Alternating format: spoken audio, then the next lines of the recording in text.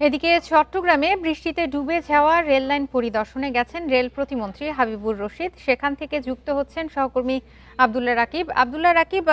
আজকে তো চট্টগ্রামে রেললাইন পরিদর্শন করতে গেছেন প্রতিমন্ত্রী হাবিবুর রশিদ। তো এখন আসলে সেখানকার পরিস্থিতি কি আমাদেরকে জানাবেন? ২০ মিনিট আগে চট্টগ্রাম রেলওয়ে স্টেশন থেকে রওনা দিয়ে এখন ষোড়শহর স্টেশন পার হয়ে জানালিহাট যে সেকশনটি রয়েছে সেই সেকশন পরিদর্শনে যাচ্ছেন এবং আমরা ভেতরেই এই বিশেষ ট্রেন অর্থাৎ গ্যাংকারেই প্রতিমন্ত্রী আছেন এবং সেখানে চট্টগ্রামের মেয়র, সিটি কর্পোরেশনের মেয়র ডক্টর শাহাদাত হোসেন একটু আগে উঠেছেন এবং এই পুরো পথটিতে কোথাও পানি জমে আছে এবং সেই জায়গাটুকু তারা পরিদর্শন করবেন। এবং এখন পর্যন্ত চট্টগ্রামের যে পরিস্থিতি, মুষলধারে বৃষ্টি হচ্ছে এবং সেই বৃষ্টিতে ইতিমধ্যে আমরা রেল লাইনের কয়েকটি অংশে দেখেছি পানি জমেছে এবং যে পথটিতে যাচ্ছে জানালিহাট সেকশন সেখানে প্রায় 2 ফুট পরিমাণ পানি জমে আছে, যার কারণে চট্টগ্রাম থেকে এবং ঢাকা থেকে গতকাল থেকে এ পর্যন্ত 4টি ট্রেনের যাত্রা বাতিল করা হয়েছে, যেটি চট্টগ্রাম এসে এরপরে আর যেতে পারছে না।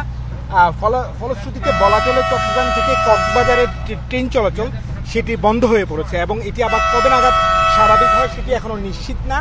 আজকে মোটামুটি যে কয়েকটি ট্রেনের যাত্রা বাতিল হয়েছে সেখানে প্রায় 2,500 যাত্রী ছিল এবং সেই যাত্রীদের ভোগান্তি আমরা আসলে চট্টগ্রাম রেল স্টেশনে দেখেছি এবং সেই ভোগান্তির চিত্র রেল প্রতিমন্ত্রীও তিনিও দেখেছেন এবং তিনি আসলে সরজমিনে কী পরিস্থিতি রয়েছে রেল লাইনের, কতটুকু পরিমাণ পানি এবং কতটুকু আসলে যাত্রা করা যাবে এবং সেটি আসলে কবে নাগাদ স্বাভাবিক হতে পারে সেটি আসলে পরিদর্শন করার জন্য তিনি এসেছেন।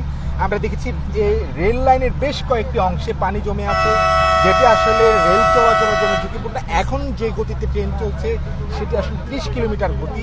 এই গতিতে আসলে ট্রেন চালানোটা, অর্থাৎ ঢাকা থেকে বা চট্টগ্রাম থেকে যে ট্রেনগুলো কক্সবাজারে ছেড়ে যায় সেই ট্রেনগুলো আসলে এই গতিতে যাওয়া খুবই দুরূহ এবং শুধুমাত্র চট্টগ্রামের জানালিহাট সেকশন নয়, সেদিকে সাতকানিয়া, লোহাগাড়া যে সেকশনগুলো রয়েছে, যে অংশগুলো রয়েছে সেখানেও যেহেতু বান্দরবন উপজেলা জেলাতেও ভারী বর্ষণ অব্যাহত রয়েছে, সেই পানিগুলো সেই লোহাগাড়া, সাতকানিয়া, চকরিয়া হয়ে সেটি আসলে সাঙ্গু হয়ে কর্ণফুলী নদীতে বঙ্গোপসাগরে যায়।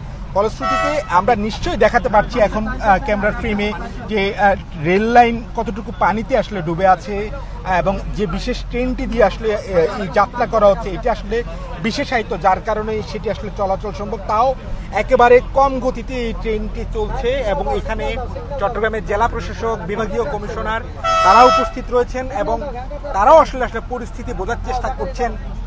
রেল প্রতিমন্ত্রী সচক্ষে দেখছেন, তিনি আসলে রেলের জিএম রয়েছেন এবং ঊর্ধ্বতন কর্মকর্তারা রয়েছেন, তারাও রেলমন্ত্রীকে আসলে প্রতিমন্ত্রীকে আসলে এই প্রতিটি বিষয়ে অবহিত করছেন এবং সেটি কবে নাগাদ স্বাভাবিক হতে পারে সেটি এখন বড় প্রশ্ন। যদিও ট্রেন চলাচল বন্ধ, কিন্তু যাত্রীদের ভোগান্তি আমরা দেখেছি। সকাল থেকে অনেক যাত্রী যারা ঢাকা থেকে কক্সবাজারের উদ্দেশ্যে এসেছেন, অনেক শিশু, নারী, বয়োবৃদ্ধ, তারা আসলে বলছেন যে তাদেরকে যদি ঢাকা থেকে বিষয়টি জানানো না হতো সেক্ষেত্রে হয়তো বা তারা সেখান থেকে হয়তো রওনা দিতেন না। সেক্ষেত্রে আমরা অনেককেই দেখেছি বিকল্প পথে ব্যক্তিগত গাড়ি ভাড়া করে তারা আসলে যাচ্ছেন এবং অনেকে বিকল্প পথে আবার ঢাকায়ও চলে যাচ্ছেন। ফলশ্রুতিতে চট্টগ্রামের যে পরিস্থিতি দাঁড়িয়েছে ভারী বর্ষণের, সকাল 9টা পর্যন্ত 200 মিলিমিটারের বেশি বৃষ্টিপাত রেকর্ড করেছে পতেঙ্গা আবহাওয়া অফিস এবং সেটি দিনভর অব্যাহত থাকবে। চট্টগ্রামের রেল লাইনের যে পরিস্থিতি সেটি এখন সরজমিনে পরিদর্শন করতে যাচ্ছেন রেল প্রতিমন্ত্রী। এই ছিল চট্টগ্রাম থেকে আমাদের কাছে সর্বশেষ। চট্টগ্রাম থেকে জানাচ্ছিলেন সহকর্মী আব্দুল্লাহ রাকিব।